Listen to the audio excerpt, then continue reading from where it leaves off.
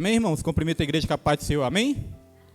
Irmãos, vamos dar início à nossa aula, né? Começar aqui em ponto, porque hoje nós pretendemos ser bem objetivos, que hoje nós vamos estar sorteando aqui, né, esses brindes. É a última aula. Hoje acho que a concorrência vai ser menos, hein? É a última aula, né? Última aula desse trimestre, e nós vamos agradecer a Deus, irmãos, porque cada trimestre superado é uma vitória, né, que nós temos em Cristo Jesus, irmãos. Terceiro trimestre foi uma bênção, com certeza vai deixar saudades, muitas coisas nós aprendemos, né? Mas vem outro trimestre aí também para estar nos abençoando. Vamos orar ao Senhor. Senhor Deus, Pai Todo-Poderoso, Pai amado e querido, nessa noite nós te louvamos e te agradecemos mais uma vez, Pai, e apresentamos essa aula nas suas mãos.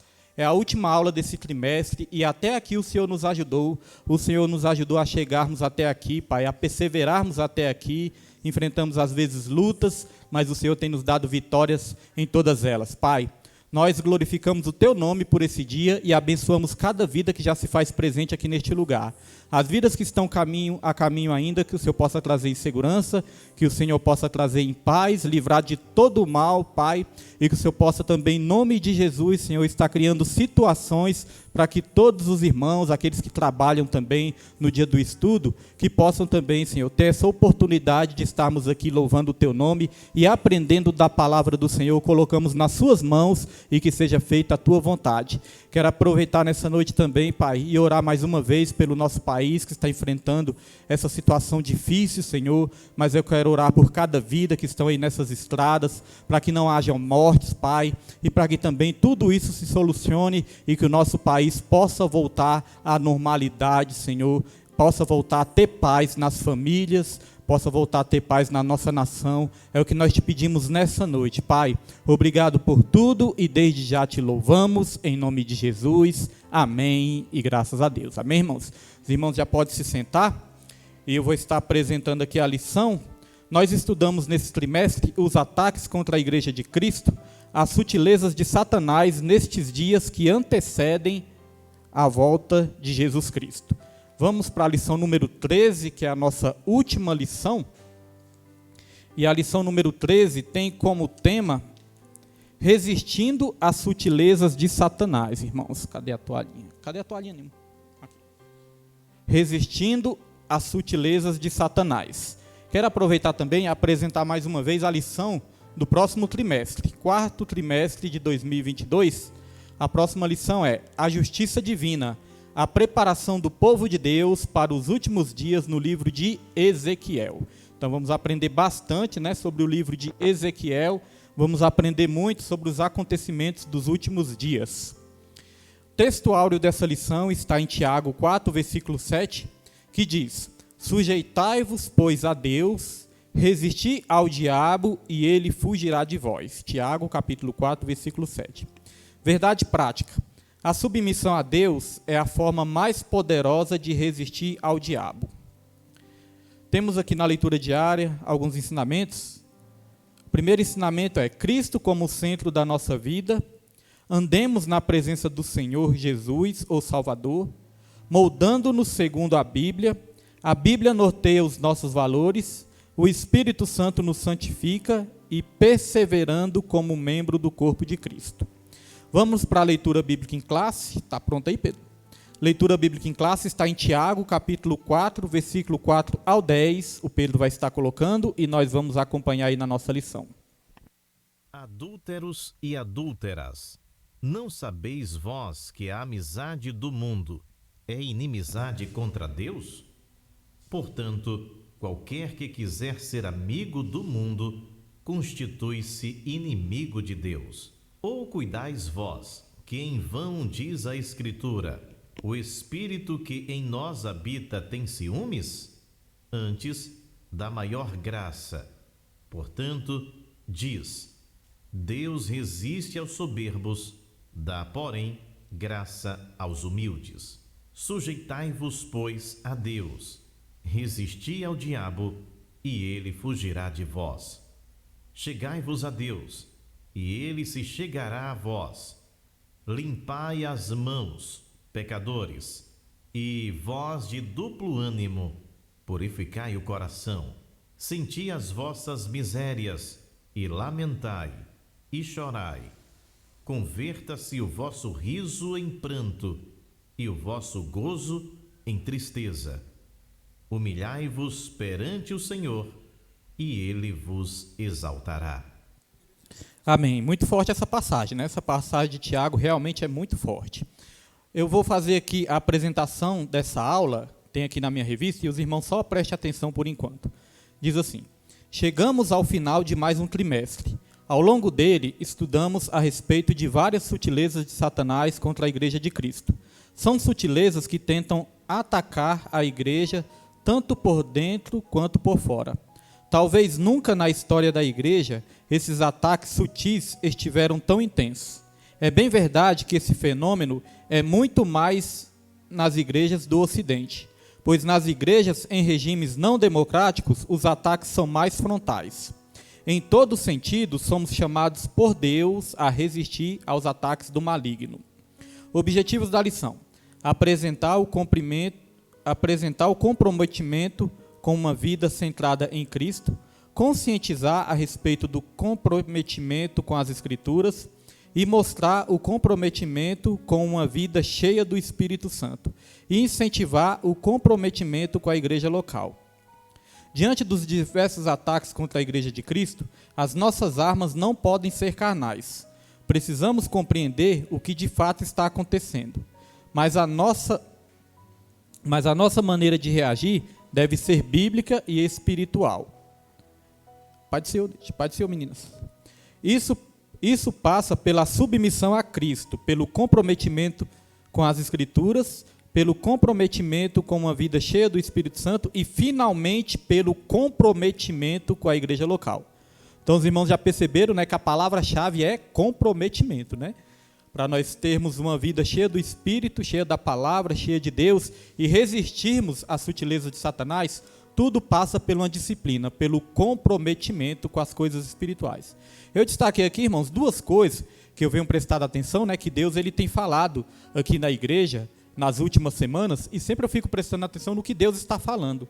Duas coisas que eu prestei atenção no que Deus está falando, e está aqui na apresentação da revista do professor. Uma das coisas é: nossas armas não podem ser carnais. Ou seja, falamos aqui no domingo, e Deus tem falado aqui nos cultos, que a nossa luta não é contra o sangue nem contra a carne, né? Nossas armas não podem ser carnais, mas sim espirituais. Outra coisa que Deus tem falado aqui também, que eu tenho prestado atenção, porque nas últimas pregações, né, antes das últimas pregações, eu não tinha ainda lido a lição, mas quando eu li, isso me chamou a atenção também. Outra coisa que Deus tem falado é sobre a questão da submissão, da humildade, né?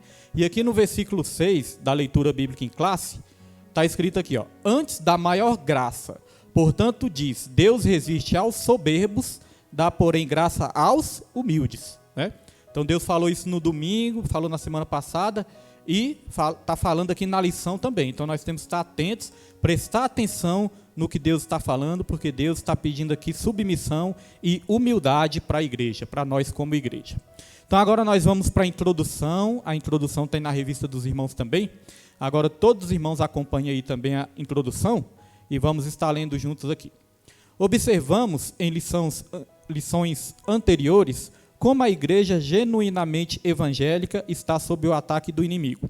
Por meio de várias sutilezas, o diabo tem procurado, de todas as formas, desviar a igreja do seu propósito e missão para o qual foi formada. Infelizmente, o que se observa em muitos círculos ditos cristãos é um evangelho diluído, em que há pouca ou quase nada da essência cristã. Em vez disso, há muita mistura. Nesta lição, veremos como a igreja pode resistir às sutilezas de Satanás. Para isso, veremos que a igreja só será vitoriosa na guerra contra o adversário.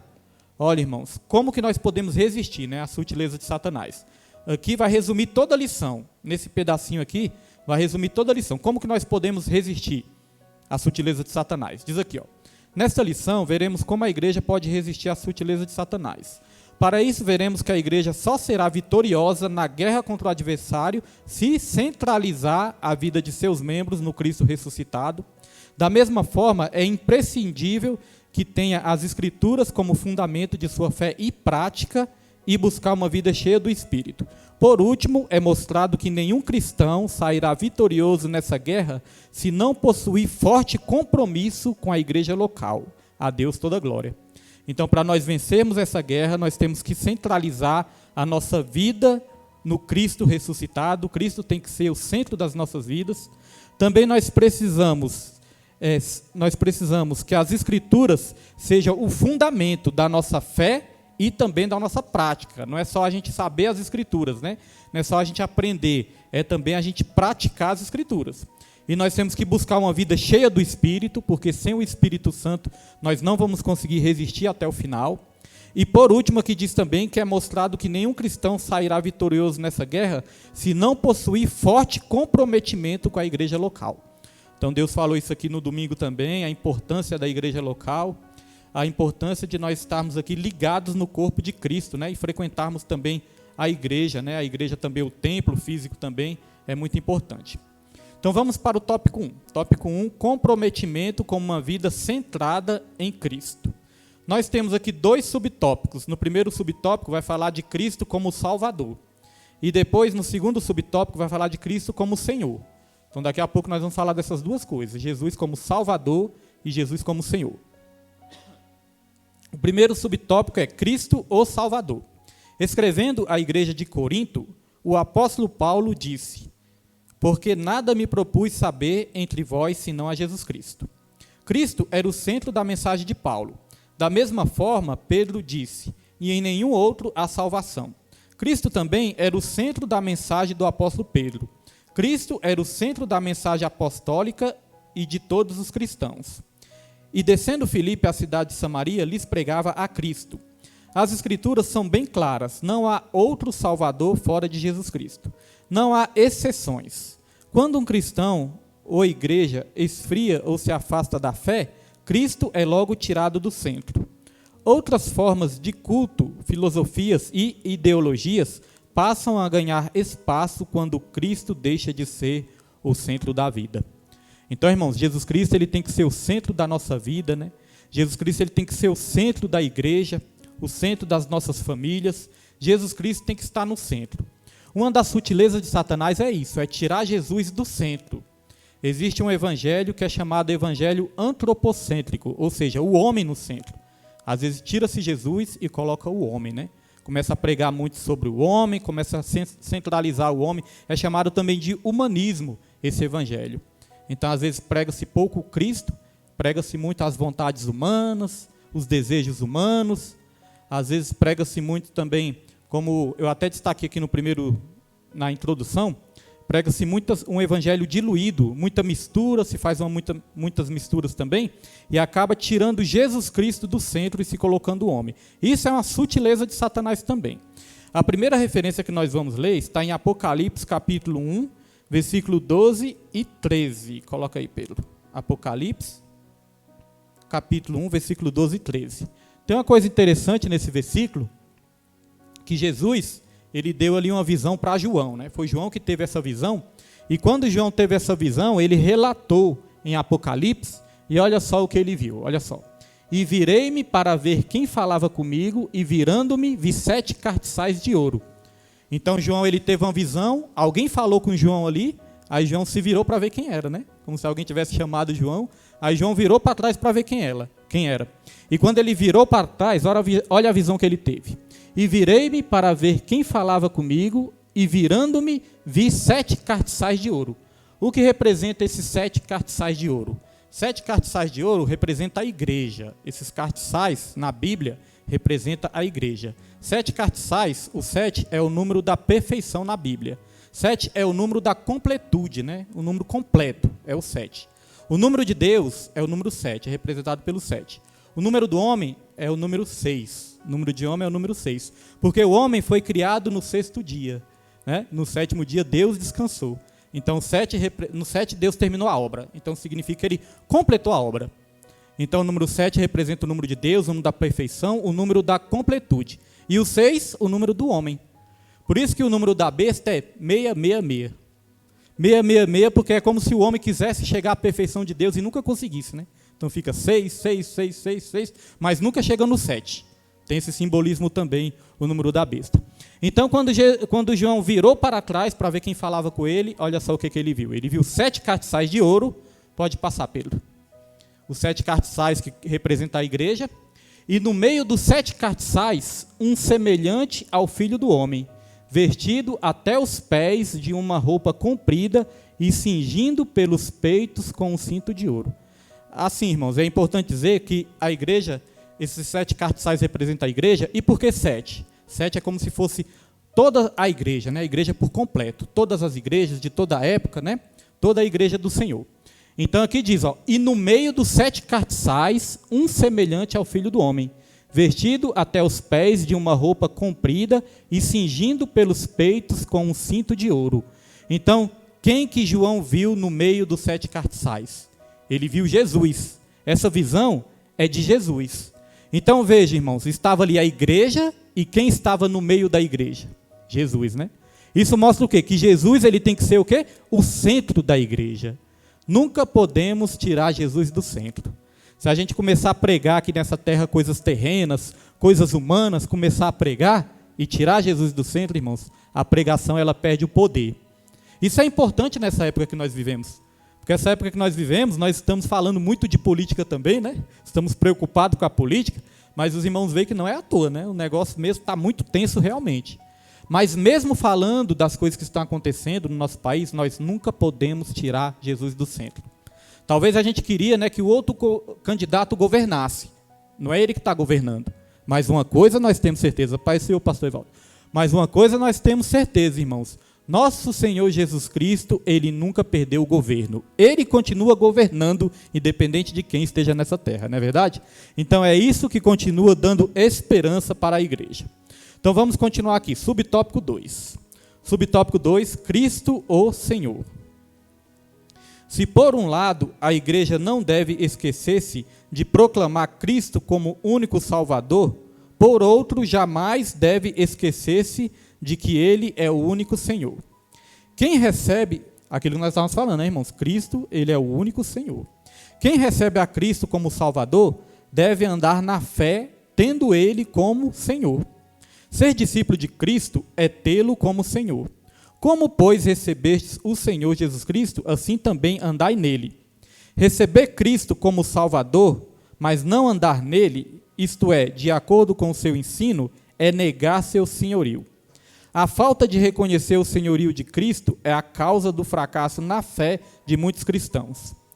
A sutileza do diabo está no fato de dizer que você pode viver uma vida sem a sutileza do diabo está no fato de dizer que você pode viver uma coisa sem a outra. Em outras palavras, né, explicando tudo. Em outras palavras, você pode ser salvo independentemente da forma ou maneira com que vive. Então a sutileza de Satanás é essa, dizer que você pode ser salvo independentemente da forma ou maneira que vive. Pode ser salvo de qualquer maneira, né? Vivendo de qualquer maneira, você pode ser salvo. Não, pode viver da maneira que você quiser aí, que no final vai dar tudo certo. A sutileza de Satanás é essa, irmãos. Então note que no primeiro subtópico, nós falamos de Cristo como Salvador. E no segundo subtópico, nós falamos de Cristo como Senhor. Por quê? Porque Cristo, irmãos, ele só é Salvador de quem ele é Senhor. Às vezes as pessoas querem Jesus como Salvador, mas não querem Jesus como Senhor. Às vezes querem Jesus como abençoador, mas não querem Jesus como Senhor. Às vezes querem receber as bênçãos de Deus, mas não querem ter um compromisso com Deus das bênçãos, né, irmãos? Então isso é um caso muito sério, porque a Bíblia fala claramente que Jesus só é Salvador de quem ele é Senhor. Aqui diz uma coisa forte, né? Quem recebe a Cristo como Salvador deve andar na fé, tendo ele como Senhor.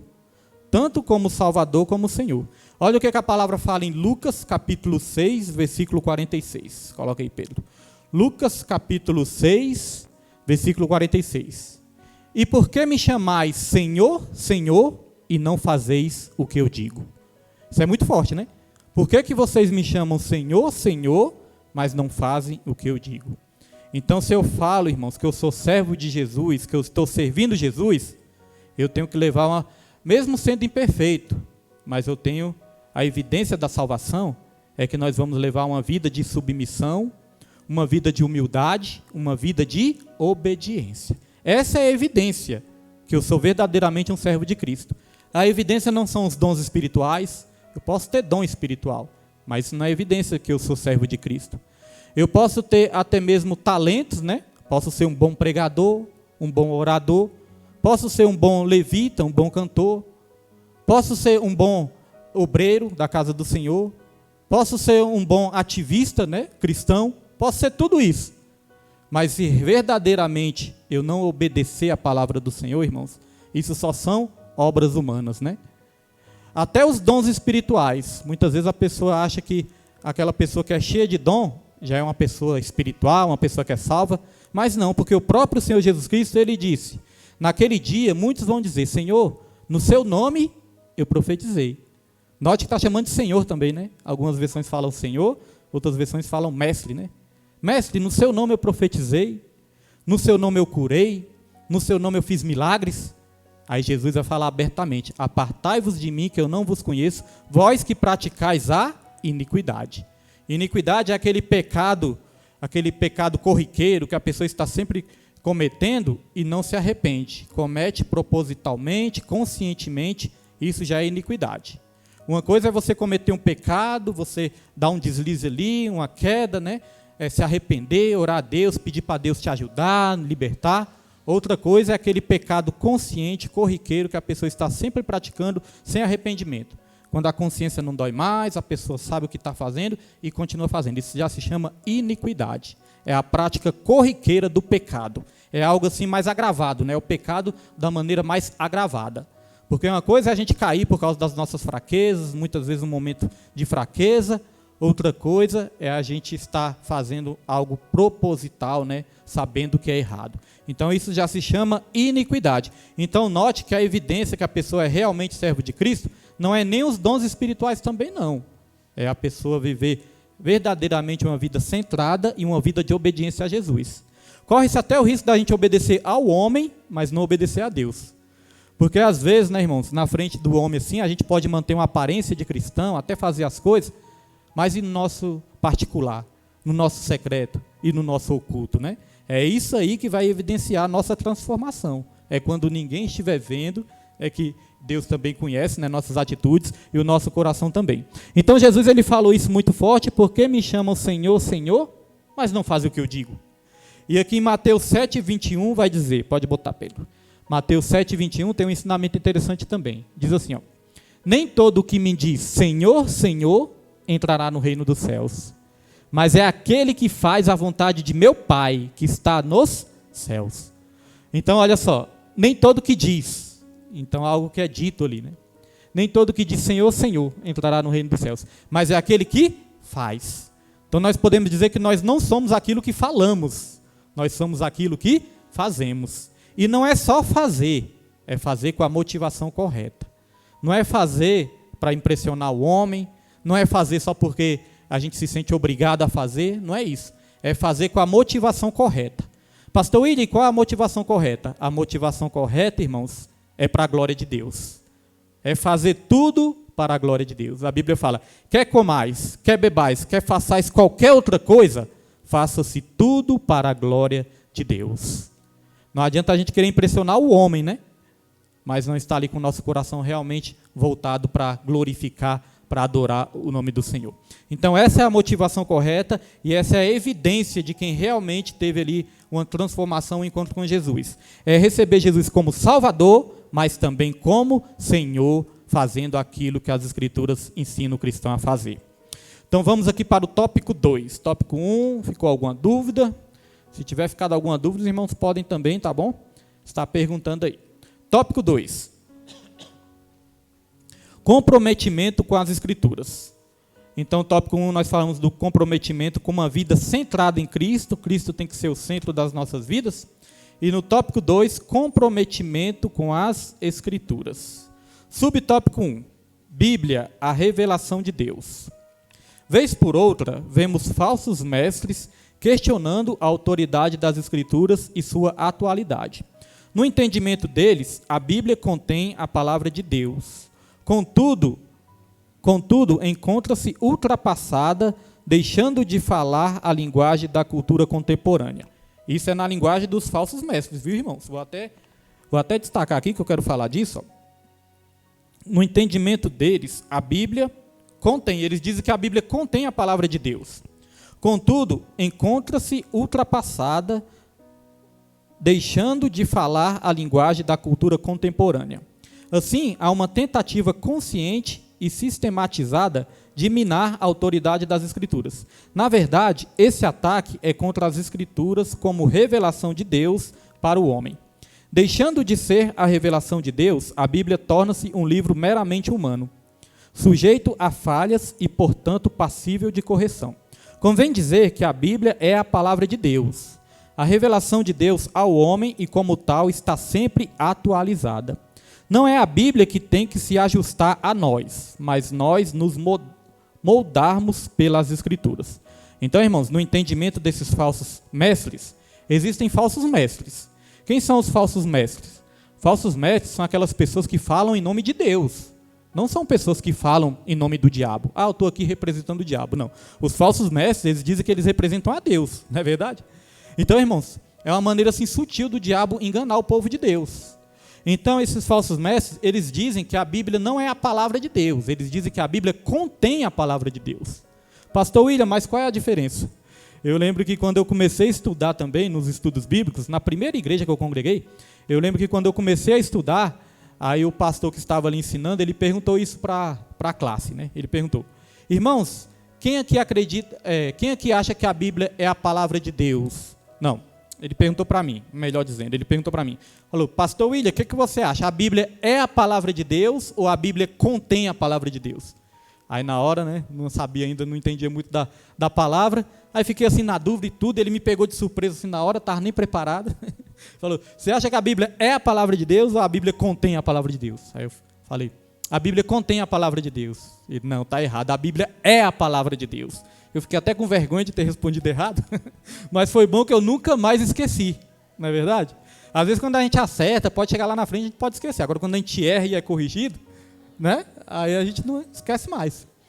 Então não esqueci mais isso. Ele falou, a Bíblia não contém a palavra de Deus, a Bíblia é a palavra de Deus. E qual é a diferença, pastor William? Se eu disser que a Bíblia contém a palavra de Deus, eu vou estar dizendo que algumas partes da Bíblia é a palavra e outras não. Eu vou estar dizendo que algumas partes da Bíblia foi inspirada pelo Espírito Santo e outras não. Isso é perigoso, né?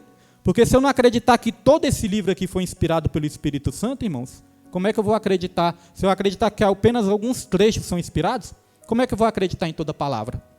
Porque se eu desacreditar de uma parte da Bíblia, eu vou ter que desacreditar dela toda. Não tem como acreditar nela toda. E não tem como diferenciar qual trecho é inspirado e qual que não é. Porque se ela contém a palavra de Deus, tem trechos, eles vão dizer que tem trechos inspirados pelo Espírito Santo e outros não. Então, como que eu vou diferenciar? Como que eu vou saber? Então, o cristão, ele tem a Bíblia como regra de fé e prática. De Gênesis a Apocalipse, eu tenho que crer que essa palavra é a palavra de Deus. E sabe uma das evidências mais fortes? É porque, irmãos, a Bíblia foi escrita por 40 homens diferentes em épocas diferentes. A Bíblia levou mais de 1.500 anos para ser escrita. Imagina o que é isso. Mais de 1.500 anos para ser escrita. Aí eu olho assim para a minha idade, né? Estou com 45 anos. Não, eu sei que não parece, irmãos, mas eu estou com 45 anos. Então, o que acontece? Eu estou com 45 anos. E para mim, demorou tanto eu chegar nessa idade de 45 anos, né? Parece que eu lembro assim que, nossa, faz muito tempo que eu estou nessa terra. Né? Às vezes dá essa impressão.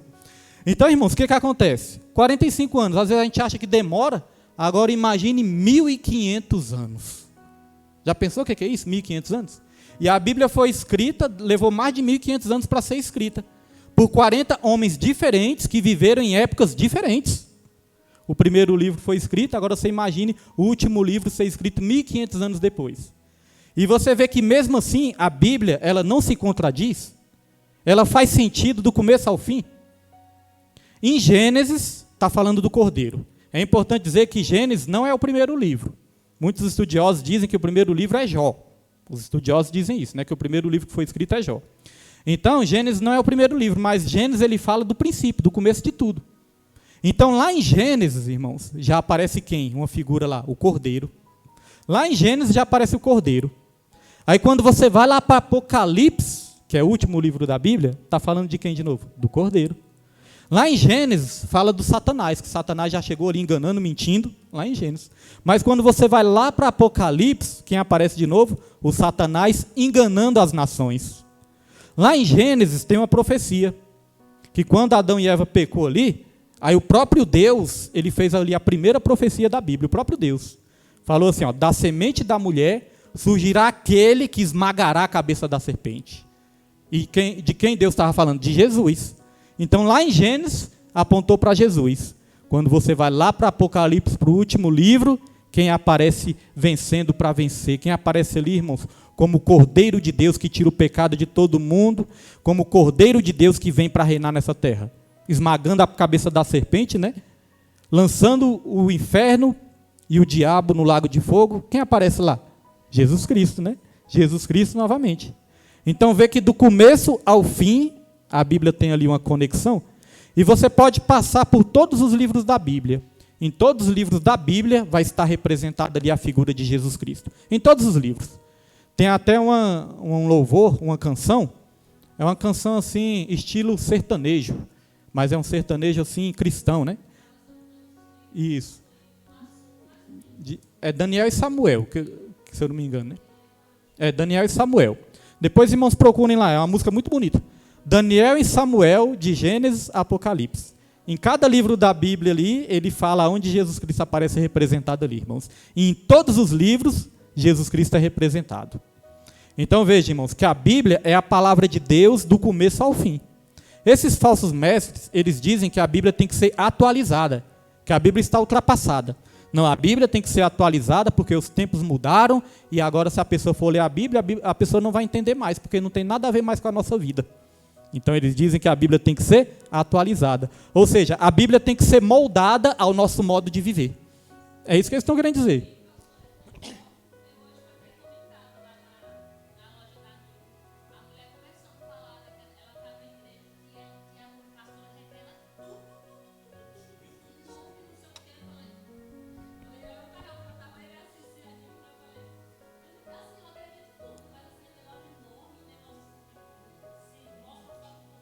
CPF. Meu Deus.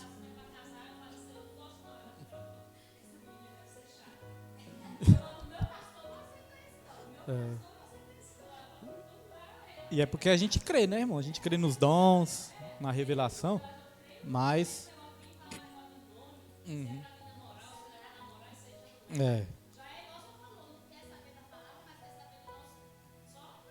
Verdade.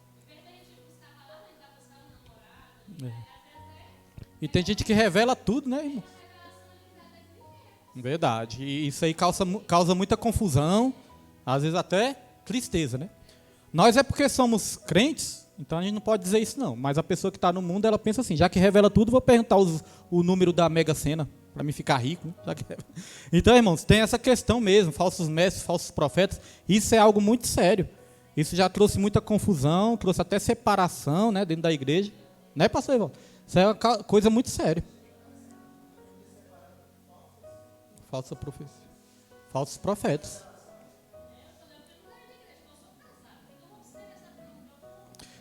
E esses dias eu estava pensando sobre isso, foi ontem mesmo, eu estava pensando sobre isso também. Estava pensando, rapaz, tem pessoas assim que são tão agoniadas para saber do futuro. Eu penso, eu não quero saber do futuro, não. Meu futuro pertence a Deus.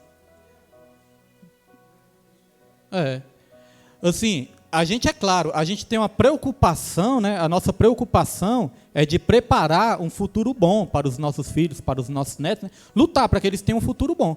Agora, essa questão de querer saber o que vai acontecer no futuro, se bem, a Bíblia já diz o que vai acontecer no futuro. A Bíblia já revelou tudo o que vai acontecer. Né? Agora, esses detalhes da nossa vida cotidiana, eu mesmo pensei, rapaz, se eu tivesse o dom de prever o futuro, eu não ia querer esse dom para mim, não. Porque já pensou, irmãos, você ia sofrer muito. Você ia ver muitas coisas ruins que vão acontecer. Não ia ver só coisas boas. Você ia ver coisas ruins também.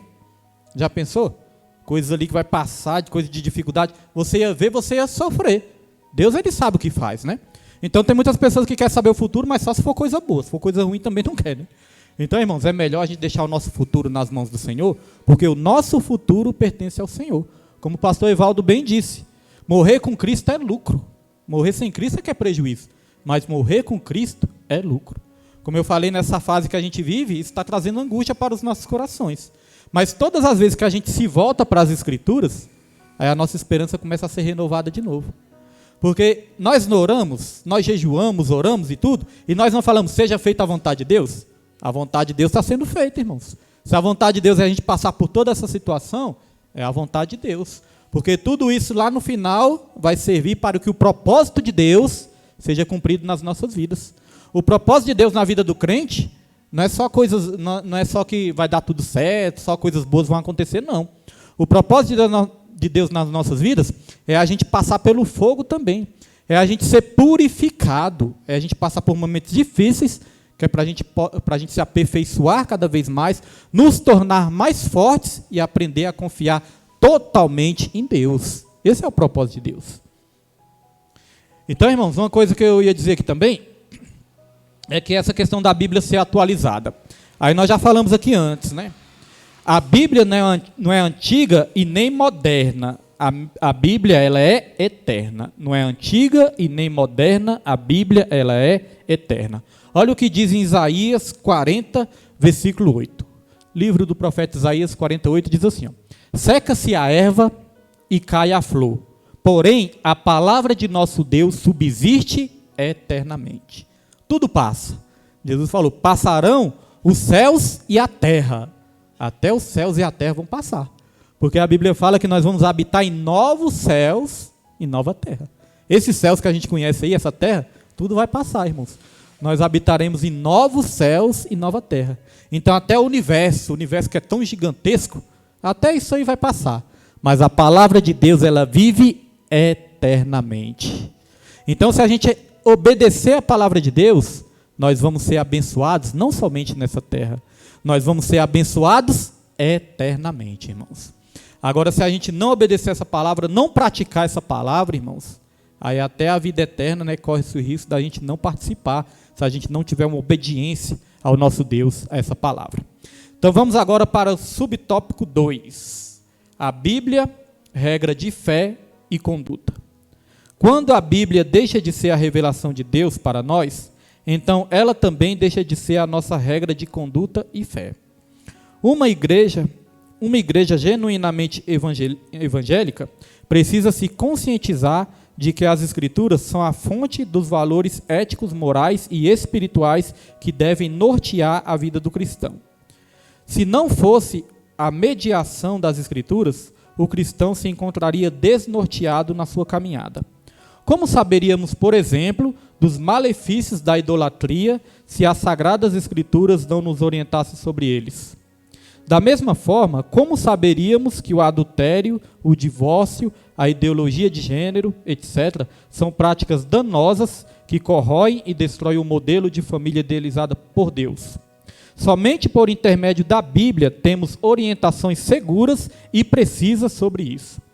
Então, como a gente saberia, irmãos, que esses pecados são maus se a Bíblia não nos ensinasse sobre isso? Se a palavra de Deus não nos ensinasse? Porque a Bíblia nos ensina que quando nós estamos ainda afastados de Jesus, quando nós estávamos no mundo, a gente era pessoas cegas espirituais. A gente não enxergava. Eu mesmo no mundo vivi uma vida totalmente torta, mas não enxergava isso não. Eu achava que eu estava bem. Não, estou bem na foto. Estou fazendo mal a ninguém, não estou roubando, não estou matando, estou bem. Estava cego, né? Somente com a luz do Evangelho é que nós podemos enxergar verdadeiramente o mundo espiritual e os perigos de viver uma vida de pecado. Como eu saberia se o adultério é pecado se a Bíblia não me dissesse? Porque hoje em dia o mundo não está ensinando isso mais não, né? O mundo não ensina que o adultério é pecado mais não. Não, pecado é só um deslizezinho, é só um pulinho de cerca, é só uma puladinha de cerca. O mundo ensina isso. E do jeito que as coisas vão, daqui a um tempo vai se normalizar o pecado. Não, isso aí, o que importa é ser feliz. O que importa é o amor. Não estão falando isso? Não, o que importa é o amor, né? Isso. Estão querendo até agora legalizar, né? Acho que alguns países já até legalizado, da carteira profissional e tudo, porque diz que tem que ter os direitos trabalhistas. Então, está normalizando, irmãos. adultério. Hoje em dia, ministros do evangelho separam em casa 2, 3, 4, 5 vezes e está tudo certo.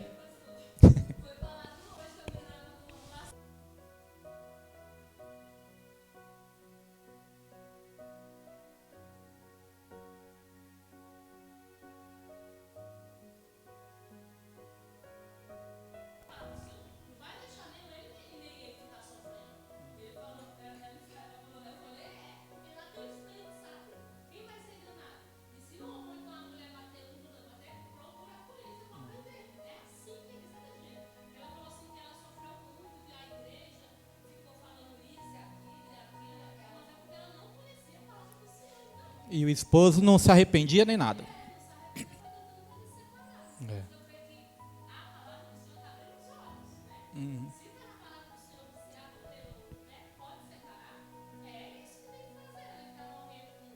É porque ela estava tipo sofrendo, aprisionada com a situação. É porque tem situação que não existe arrependimento nem nada, né? É.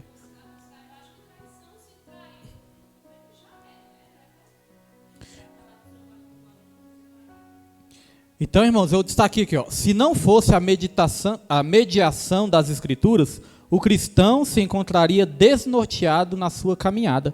Então a gente continuaria cego, né? Se não fosse a Bíblia para nos dar uma luz, para abrir nossa visão espiritual, a gente continuaria cego, ia ficar desnorteado, ia ficar perdido, ia acabar nossa vida perdidos. Olha só o que a palavra de Deus diz no Salmo 119, versículo 105. Salmo 119, versículo 105. Lâmpada para os meus pés é a tua palavra, e luz para o meu caminho. Isso eu acho um versículo muito interessante e muito forte, porque diz o seguinte: lâmpada para os meus pés, ou seja, ela ilumina o nosso próximo passo, né? Então ela ilumina de perto, mas ilumina de longe também, ó, porque é lâmpada para os meus pés e luz para o meu caminho. Então ilumina de perto e ilumina de longe também. É igual o farol do carro. Farol baixo, ilumina de perto. Farol alto, ilumina de longe, né? Então, ela nos dá uma direção para o próximo passo que nós podemos tomar, que nós vamos tomar, mas também ela nos dá um vislumbre de todo o caminho que nós vamos seguir. Eu já dei o testemunho para os irmãos que certa vez eu estava ali no monte, cheguei de madrugada, ainda estava escuro, e aí o mato estava alto, era tempo de chuva, o mato tinha crescido, aí o mato estava alto. Só tinha um caminhozinho assim para me passar. Se eu caísse um pouquinho para a direita ou para a esquerda, eu caía dentro do mato. Então, quando estava escuro, eu estava tendo dificuldade de andar no caminho ali, de encontrar o caminho, porque sempre tem aquelas trilhazinhas que ficam. Então, eu estava tendo dificuldade, porque estava escuro. Mas aí já foi clareando, enquanto eu comecei a dar as voltas ali, foi clareando o dia. Quando clareou o dia, aí eu comecei a enxergar o caminho nitidamente, assim. Aí ali eu já tive uma lição, falei, tá vendo? Quando a gente não consegue enxergar o caminho, corre esse risco, né, da gente desviar para a direita, desviar para a esquerda, cair, se perder. Mas quando a gente enxerga o caminho, irmão, fica muito mais fácil de caminhar. É assim com a Bíblia também. Quando a gente enxerga o caminho que a Bíblia nos ensina, fica mais fácil de caminhar. Fica mais fácil a caminhada.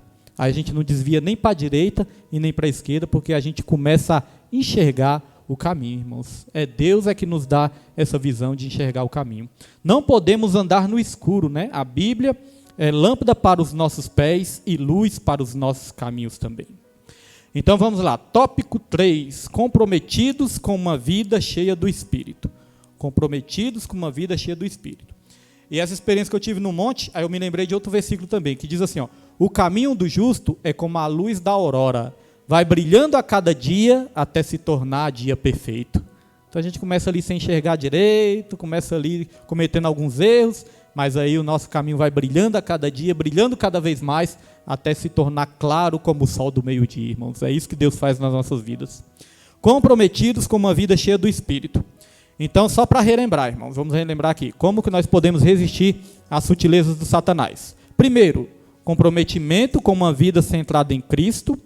Segundo, comprometimento com as Escrituras. Terceiro, comprometidos com uma vida cheia do Espírito. Subtópico 1, o Espírito Santo no plano da redenção. É o Espírito Santo quem conduz o homem a Cristo. O Espírito nos trouxe a Cristo. Contudo, precisa ser dito que o viver em Cristo e na... Deixa eu voltar aqui. O Espírito nos trouxe a Cristo. Contudo, precisa ser dito que o viver em Cristo e na prática dos princípios bíblicos é impossível sem a ajuda do Espírito Santo. O apóstolo Paulo deixou essa lição bem clara quando escreveu os capítulos 6, 7 e 8 de sua carta aos Romanos. Ali ele mostra que é possível ter a consciência do pecado, lutar contra ele e assim mesmo continuar subjugado. De acordo com o apóstolo, foi por meio da lei do Espírito de vida que o cristão pôde vencer a lei do pecado e da morte. As Escrituras exortam o cristão a andar no Espírito, como uma única garantia de não satisfazer os desejos carnais. Lá em Gálatas 5, versículo 16 e 17, diz isso: andai no Espírito e jamais satisfareis a vontade da carne, irmãos. E aqui no finalzinho diz, sem o Espírito é impossível vencer as sutilezas do diabo. Os irmãos lembram que quando Jesus se batizou, aí a primeira coisa que Jesus fez depois de ser batizado ali, Jesus ele foi para o deserto jejuar 40 dias e 40 noites. Foi interessante que quando Jesus Cristo se batizou, ele foi revestido de poder, ele foi revestido do Espírito Santo. Vai dizer ali que os céus se abriram, vai dizer que o Espírito Santo veio em forma de pomba e pousou ali sobre Jesus, né? E vai dizer também que surgiu uma voz dos céus que disse: este é o meu filho amado com quem eu me alegro. Então Jesus ele foi batizado no Espírito Santo, Jesus foi revestido ali de poder, mas Jesus ainda precisava ter a plenitude do Espírito Santo, irmãos. Jesus ele precisava ser cheio do Espírito o tempo todo, andar na plenitude do Espírito. Então ali ele nos deixou uma lição, ele nos deixou um ensinamento. Ali ele foi se consagrar, vai dizer que logo depois o Espírito já levou ele para o deserto. Já pensou? Isso nós podemos trazer como ensinamento para as nossas vidas também. Jesus Cristo, ele teve um dia de glória ali, se batizou, o Espírito desceu sobre ele, e Deus falou assim: esse é o meu filho amado com quem eu me alegro. Aí estava tudo certo na vida de Jesus. Mas logo depois, o Espírito levou ele para o deserto. Às vezes não parece que acontece isso nas nossas vidas? A gente acaba de receber ali uma grande vitória, está tudo certo, quando vê que não, a gente começa a passar uma prova. Às vezes não acontece isso, irmãos. Então, muitas vezes, depois de uma grande vitória, nós vamos para o deserto, irmãos, para continuar buscando a Deus, né? Então, o próprio Espírito levou Jesus para o deserto. E Jesus, ele se consagrou a Deus. Ele ficou ali em oração e em jejum. E vai dizer que quando Jesus estava se consagrando a Deus, quem apareceu para tentar Jesus? Satanás. Satanás apareceu para tentar Jesus. E como que Jesus venceu Satanás? Ele venceu Satanás através da palavra, né? Através das Escrituras. Então Jesus ele precisou se encher cada vez mais, continuar na plenitude do Espírito para vencer Satanás. É assim nas nossas vidas também. Só vamos conseguir vencer as sutilezas de Satanás, as tentações de Satanás, irmãos, se nós vivermos uma vida cheia do Espírito. Não é estar cheio do Espírito só um dia e no outro dia já relaxar. Todos os dias, irmãos, todos os dias nós precisamos nos encher do Espírito Santo. O Espírito Santo não é como assim um carregador de bateria que você carrega num dia, depois aguenta ali uns 3, 4, 5 dias cheio. Não. O Espírito Santo, irmãos, ele quer nos encher todos os dias. A Bíblia fala assim, não vos embriagueis com vinho, mas enchei-vos do Espírito Santo. Assim como existe o pão nosso de cada dia, o alimento nosso de cada dia, a água que nós temos que beber a cada dia, nós temos que nos encher do Espírito todos os dias também, a cada dia. E o importante de tudo isso, o bom de tudo isso, é que ele sempre está disponível. A Bíblia fala, quem tem sede, venha e beba de graça a água da vida. Ou seja, a água já está disponível e é de graça, só basta a gente buscar. Por isso é muito importante uma vida de devocional, é muito importante leitura da palavra, é importante oração, fugir do pecado, né, irmãos? Fugir dessas coisas aí que nos esfriam, fugir dessas coisas aí que endurecem os nossos corações. Tudo isso nós temos que resistir nas nossas vidas. Tem coisas que atraem a presença de Deus para as nossas vidas e tem coisas que afastam a presença de Deus nas nossas vidas. E se a gente esfriar do Espírito Santo de Deus, se a gente entristecer o Espírito, ou se a gente apagar o Espírito Santo de nossas vidas, nós vamos ser aqueles cristãos apáticos, vamos ser cristãos fracos, né, na fé, e vamos ser cristãos do coração endurecido. Porque é o Espírito Santo que tem o poder de aquebrantar o nosso coração, de nos purificar de dentro para fora. A Bíblia fala, bem-aventurado os limpos de coração, esses verão a Deus. Os irmãos lembram que no Antigo Testamento, os homens se baseavam muito pela aparência externa, né? Os homens se arrumavam bem arrumadinho, colocavam ali aquelas roupas, aquelas vestimentas, até prendia nos pulsos, nas testas ali, prendia ali filactérios, que se chamava, né? Umas fitas ali, com versículos das Escrituras, com partes da Bíblia ali, prendia na testa, prendia ali no braço, para mostrar que era religioso. Eles queriam manter a aparência ali. Mas por dentro, Jesus falou que muitas vezes eles eram sepulcros caiados. O que é um sepulcro caiado? Sepulcro caiado é aquilo que é bonito por fora, mas por dentro é cheio de podridão. Já viu assim, quando vai no cemitério, às vezes tem aqueles túmulos ali que tá a coisa mais linda, né? Pintadinho, cerâmica, grade, coisa mais linda ali. Tem uns que parecem uma mansão. Agora, por dentro, irmão, só podridão que tem por dentro, né? Então Jesus fez essa comparação. Não adianta só estar bonito por fora. Jesus ele vem ensinar, irmãos, que a nossa purificação, ela começa de dentro para fora e não de fora para dentro. Jesus ele chegou para os fariseus e falou assim, ó, fariseus, vocês são hipócritas, porque vocês lavam o exterior do copo, mas o interior está cheio de sujeira. Aí ele falou, lave primeiro o interior para que o exterior também fique limpo. Então, quando a gente se limpa interiormente, irmãos, aí isso vai refletir no nosso exterior também. E nós não estamos falando só de roupas, né? Nós estamos falando de atitudes. As nossas atitudes visíveis vão evidenciar aquilo que está dentro do nosso coração, né? Por isso que temos que ter um coração limpo, um coração puro. Agora, o Espírito Santo, no plano de redenção. O Espírito Santo, nós sabemos que ele a Bíblia fala sobre a Trindade. Tem o Pai, o Filho e o Espírito Santo. Nós sabemos que o Espírito Santo é uma pessoa da Trindade. Eu não gosto de falar a terceira pessoa da Trindade, irmãos, porque parece que fica uma sequência, não uma ordem, né? Parece que primeiro vem Deus, depois vem o Filho, depois vem o Espírito, e não existe isso, né, irmãos? Deus, o Pai, o Filho e o Espírito Santo são três pessoas distintas. Não são três deuses, são três pessoas distintas, mas o único Deus. Pastor William, me explique isso. Irmãos, isso é um mistério que só Deus entende. Só Deus entende. Pode falar, pastor Ivan.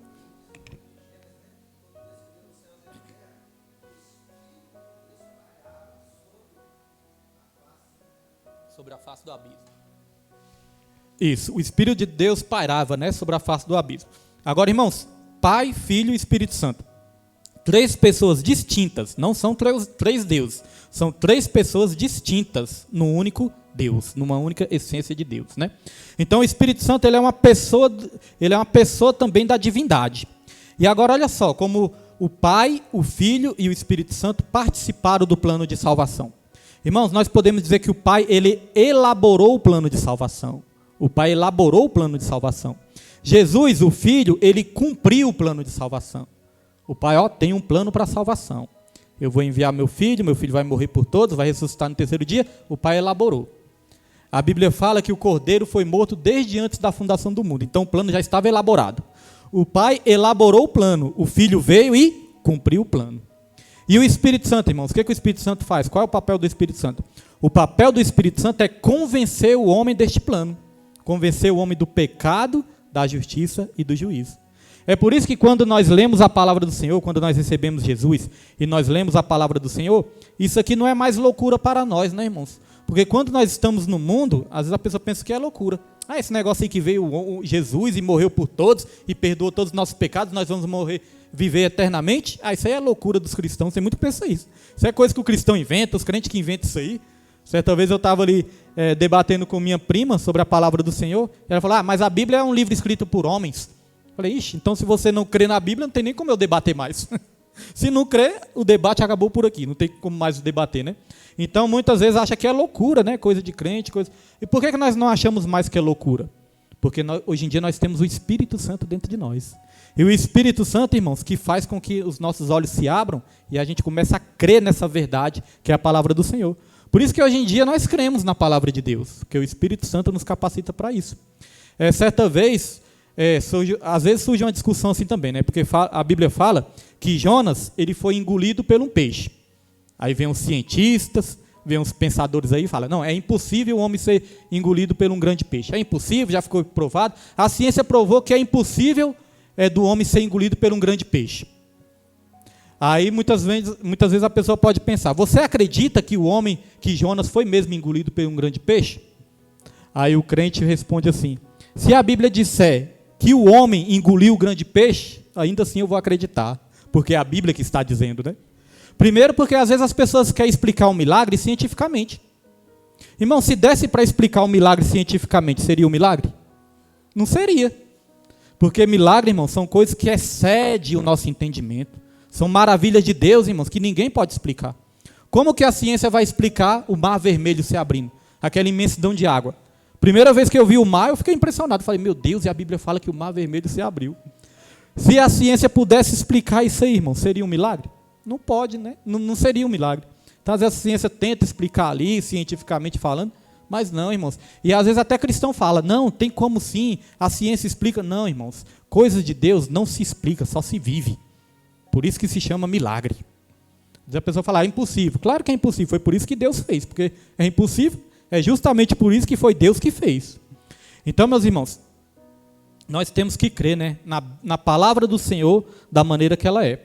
Então, o Pai elaborou, o Filho cumpriu o plano de Deus e o Espírito Santo convence. É o Espírito Santo que convence o homem do pecado, da justiça e do juízo. E o Espírito Santo também convence que nós somos filhos de Deus, ele testifica no nosso espírito.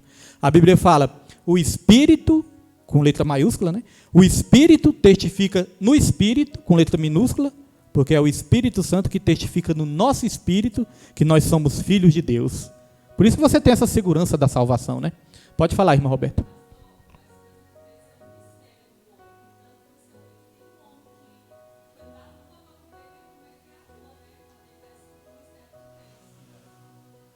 É verdade, irmãos.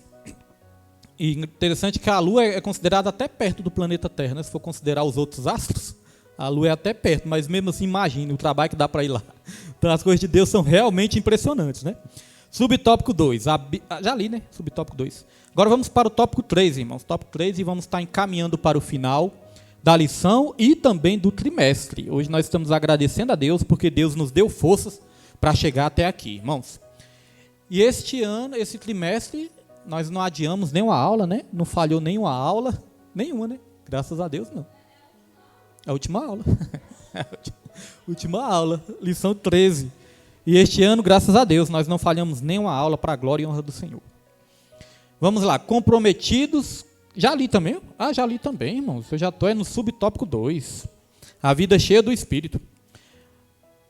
Há uma obra do Espírito no interior do cristão que o santifica para Deus. Podemos dizer que essa é uma obra consagradora do Espírito. Fomos purificados do pecado pelo sangue de Cristo. E temos o Espírito Santo presente em nós, que nos permite viver uma vida santa em um mundo de impurezas. Essa capacitação para a santidade permite ao cristão viver uma vida cheia do Espírito diante de um mundo hostil. Contudo, há também uma obra capacitadora do Espírito Santo. Essa capacitação diz respeito à habilitação do crente para ser uma testemunha eficaz de Cristo no mundo, bem como viver vitorioso no Espírito. Então, irmãos, nós aqui está falando que o Espírito Santo, né, ele nos capacita sobrenaturalmente para a gente vencer todas as impurezas do mundo. Agora, tem um propósito. Para que o Espírito Santo nos capacita? Para que o Espírito Santo nos santifica, irmãos? Aqui eu destaquei isso. Ó. Essa capacitação diz respeito à habilitação do crente para ser uma testemunha eficaz de Cristo no mundo, bem como viver vitorioso no Espírito. Então, para duas coisas, dois propósitos que o Espírito Santo nos capacita. Uma é para a gente viver uma vida vitoriosa no Espírito e outra é para a gente ser uma testemunha. Então, nós podemos dizer que para sermos salvos, que o Espírito Santo nos capacita, para sermos salvos e sermos instrumento de salvação. É aquilo que nós já falamos algumas vezes, nós somos salvos para salvar. Então, o propósito do Espírito Santo de nos capacitar, nos purificar, irmãos, é para nós sermos também instrumentos de salvação. Por que é importante dizer isso? Porque às vezes a pessoa acha que tem que receber Jesus, né, procurar uma igreja, só para ser abençoado. Só para receber as bênçãos, receber a salvação, e não é, irmãos. Quando nós recebemos Jesus nas nossas vidas, nós recebemos também uma missão. E essa missão é nós sermos instrumentos de Deus para que outras vidas sejam salvas também. Então existe até uma frase que diz assim, nós somos salvos para salvar, nós somos curados para curar, nós somos libertos para libertar. Né? Então tem um propósito. Não é só para a gente viver no bem bom, porque senão Jesus ele nos salvaria ali e rapidamente já nos levaria para os céus. Ele não deixa a gente aqui um bom tempo ainda nessa terra. A gente recebe Jesus, a gente recebe o Espírito Santo, ainda não passa um bom tempo aqui nessa terra, irmãos, sendo moldados, lapidados, mas também para servir como instrumento nessa terra. Deus, ele não pode assim, vou salvar a missionária Neide. Aí salva a missionária Neide, já vou levar para o céu. Aí já pensou se levasse todo crente para o céu? Quem ia ser sal e ser luz nessa terra? Quem ia ser usado para pregar para outras pessoas que não conhecem Jesus ainda? Então a igreja, nós temos que nos conscientizar que nós temos uma missão. Porque quando nós falamos aqui no começo que existe um evangelho que é um evangelho diluído, que é um evangelho distorcido, existe um evangelho, irmãos, que é só o evangelho da bênção, né? Vai para a igreja para receber sua bênção. Aceite Jesus para receber sua bênção. É sua bênção, é sua bênção, é sua bênção. Aí o cristão vai colocando aquilo na cabeça, e se a gente perguntar, por que você recebeu Jesus? É para receber minha bênção. Por que você vai para a igreja? É para buscar minha bênção. Né? Aí acaba sendo o quê? Um evangelho egoísta. É minha bênção e minha bênção.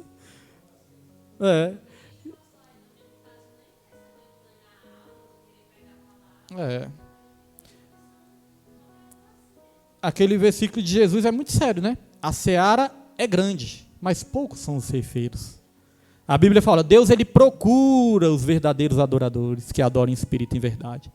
Agora imagine um Deus que enxerga todas as coisas, que vê tudo, sabe de tudo, e está procurando ainda adoradores. Porque não é fácil encontrar, né? Se o próprio Deus procura.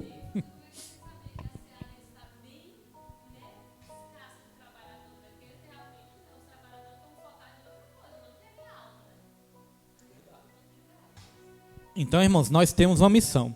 Sabemos que nós temos dons diferentes, chamados diferentes e ministérios diferentes. Nem todos vão exercer o mesmo ministério. O que importa é cada um de nós descobrir o nosso dom, descobrir o nosso talento, descobrir o nosso ministério, descobrir aonde que Deus quer nos usar. Porque se alguém pensar assim, para ser usado eu tenho que ser um pastor na igreja, tem que ser um evangelista na igreja, tem que ser um obreiro na igreja. Não, às vezes Deus vai te usar em outros lugares. Deus usa médicos, Deus usa professores, Deus usa advogados, Deus usa juízes, Deus usa políticos. O negócio é você descobrir o lugar que Deus quer que você esteja. Agora é claro, irmãos, isso também a pessoa não pode entender errado, né? Deus me chamou para ser um advogado, então não vou pisar o pé na igreja. Vou só exercer minha profissão. Não, porque eu conheço. Tem pessoas na minha família mesmo, né? Começaram a exercer a profissão e não quer saber mais de igreja, não. Deus usa a gente agir em qualquer lugar. Mas, irmãos, é importante a gente separar o nosso tempo, né, para adoração, para comunhão, juntamente com os irmãos, para congregar. E é justamente sobre isso que nós vamos falar agora no último tópico. Comprometimento com a igreja local. Olha só. Comprometimento com a igreja local. Qual que é a igreja local? A igreja local está falando das paredes, né? Das 4 paredes. A igreja local como congregação.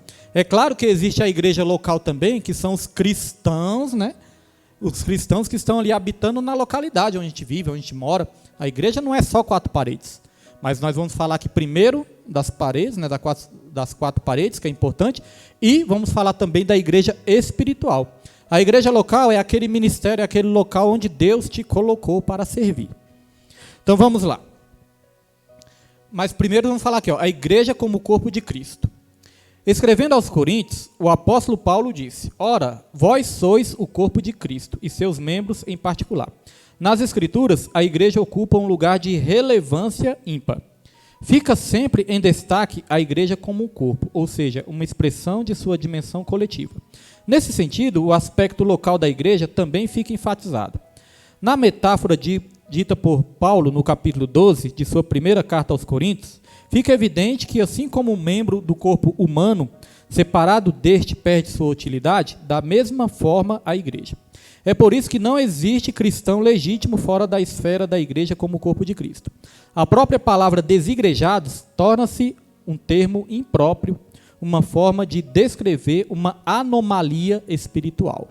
Então não existe essa possibilidade do cristão ser desigrejado. Se fosse um cristão desigrejado, irmãos, o cristão se tornaria uma anomalia, porque não tem como membro estar fora do corpo. Estamos falando da igreja espiritual, né? Esse movimento dos desigrejados, eles falam que não precisam congregar no lugar, não precisam ter um ministério, que eles podem congregar da maneira que eles podem servir a Deus da maneira que eles pensam, da maneira que eles acham. Agora aqui eu destaquei uma coisa interessante. Assim como um membro do corpo humano separado deste perde sua utilidade, da mesma forma a igreja. Então, um membro do corpo humano, se for separado do corpo, irmãos, perde sua utilidade, né? Meu braço só tem utilidade se ele estiver ligado ao corpo, porque o braço ajuda o corpo, né, a exercer suas funções. Mas, por exemplo, Deus o livre, se separasse o meu braço do meu corpo, o braço ia perder toda a utilidade dele, né? Não ia servir para nada. E é interessante que se você desligar o membro do corpo, o que vai acontecer? Esse membro, primeiramente, ele vai esfriar, não é verdade? Quando é amputado o membro, alguma coisa. Primeira coisa que acontece, esfria. Depois que esfria, endurece, né? Fica duro. Depois que fica duro, começa a apodrecer, perde a vida, morre. É assim também um membro, irmão, se for separado do corpo de Cristo. O membro, se é separado da igreja, primeiramente ele esfria, né? A pessoa que não quer saber mais de Deus, começa a esfriar, desvia dos caminhos do Senhor, começa a esfriar. Depois começa a endurecer, porque o coração fica duro, não quer saber mais de nada. Se alguém falar, volte para Jesus, da minha vida cuido eu, começa a endurecer. Aí depois o que acontece? Morre, porque a pessoa morre espiritualmente também, né? Então, o membro ele tem que estar ligado ao corpo para quê? Para que ele possa estar vivo também. O meu braço ele é irrigado pelo sangue, né? Todo sangue que é bombeado do meu coração, começa a irrigar o meu braço também. Então, ele é vivo. E o corpo de Cristo, ele se mantém vivo porque ele é irrigado pelo sangue de Cristo. Nós recebemos o sangue de Cristo sobre as nossas vidas. Então, todo membro tem que estar ligado no corpo, senão morre. E também perde a sua utilidade, não serve para nada, né? Agora vamos falar da igreja, irmãos, não mais como paredes, né? Vamos falar da igreja como corpo de Cristo. A igreja como paredes é importante porque a palavra de Deus fala, não deixei de congregar. Só que essa igreja que nós estamos se referindo é o corpo espiritual de Jesus. O lugar e a importância de cada membro da igreja. A palavra igreja jamais deve significar templo. Um templo pode ser a estrutura arquitetônica onde a igreja se reúne. A igreja, portanto, não é um prédio feito de aglomerado de concreto, tijolos e areia. Ela é o corpo de Cristo. Como corpo de Cristo, ela possui seus membros. Ela também não é um ajuntamento de pessoas em que ninguém sabe precisamente qual é a sua função no corpo. Biblicamente, cada membro da igreja, assim como o corpo humano, possui seu lugar e função para exercer. Um desigrejado é alguém que, por alguma razão, não conseguiu exercer sua função no corpo de Cristo.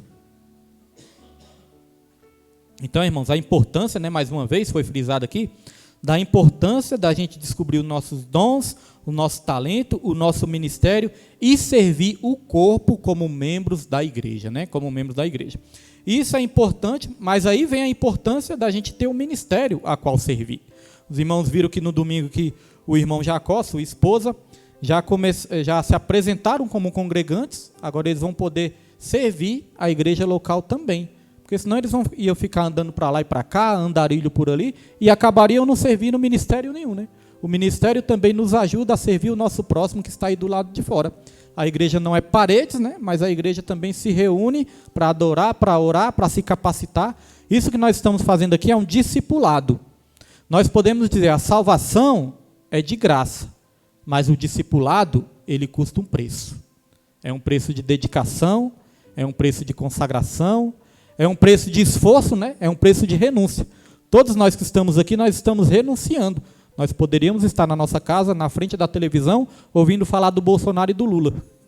Mas agora nós estamos aqui, irmãos, ouvindo falar de Jesus, que reina para todo sempre.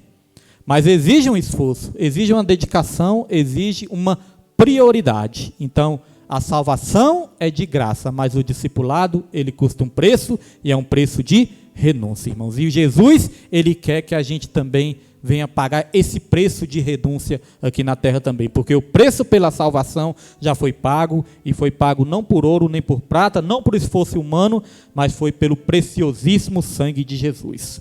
Conclusão dessa lição e também desse trimestre. Chegamos ao final dessa lição e do trimestre. Nosso propósito foi mostrar os ataques sutis de Satanás contra a igreja e destacar as estratégias para o povo de Deus permanecer firme na resistência contra o adversário. Sabemos que os dias são difíceis, mas o Espírito Santo é o guia e o auxiliador da igreja. Irmãos, essa última frase aqui, dessa última lição desse trimestre, essa frase nós precisamos colocar no nosso coração. Ó. Sabemos que os dias são difíceis, mas o Espírito Santo é o guia e o auxiliador da igreja, o ajudador. Nós vamos perseverar até o fim, porque o Espírito Santo é quem nos ajuda. Confesso para os irmãos que hoje eu cheguei mais cedo, hoje eu até procurei ser mais objetivo, né? Porque hoje eu fui doar sangue, a última doação que eu tive no ano foi hoje. Então eu procurei doar sangue ali, e quando eu cheguei, irmãos, dá muita sede, muito sono, eu estava assim meio fraco, eu estava meio desanimado. E assim, hoje eu até procurei ser objetivo, porque quando a gente doa sangue, se falar demais a gente fica tonto. A gente perde até o fôlego, né? Porque está se recuperando, o corpo está recuperando. Aí tem que recuperar, né?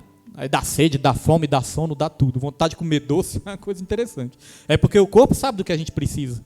Então ele mesmo provoca essa vontade. E aí, irmãos, eu fui para casa e comecei ali a acompanhar os noticiários. Aí acompanhei um amigo meu, me mandou uma mensagem, disse que não tinha conseguido chegar no serviço por causa dessas manifestações que está tendo aí. Aí eu liguei a televisão para acompanhar. E aí, quando eu liguei a televisão, eu vi aquelas coisas tristes, né, irmãos? Tanta gente sofrendo, tantas coisas paradas, o país ali triste, entristecido. O país é um retrocesso, essa questão de manifestação, parar tudo, fechar tudo, é prejudicial para todo mundo, ninguém sai ganhando com isso, né?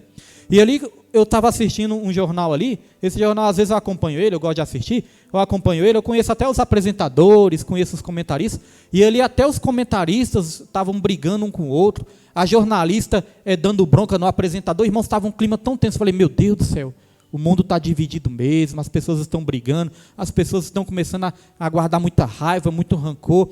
E aí, irmãos, eu fiquei triste. Confesso que eu fiquei triste assim, mas a Bíblia mesmo ensina isso, que a gente vai ter que muitas vezes trocar o nosso riso por tristeza mesmo, se aquebrantar diante da presença do Senhor, clamar, orar.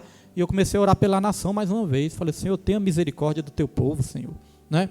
E todas as lutas nossas, irmãos, não pode ser com violência, não pode ser com essas coisas. Ainda nós temos que respeitar uma Constituição, temos que respeitar, mesmo que muitas vezes tem coisa errada, nosso papel ali é respeitar, temos as nossas lutas, mas temos as maneiras certas de lutar. Então nós vemos que o mundo está um barril de pólvora, principalmente aqui no Brasil. Está um barril de pólvora e nós temos que ser sal e nós temos que ser luz, irmãos. Mas nós temos que ter essa consciência que a igreja ainda faz a diferença nessa terra. E o Espírito Santo vai nos ajudar a caminhar até o fim. Amém, meus irmãos?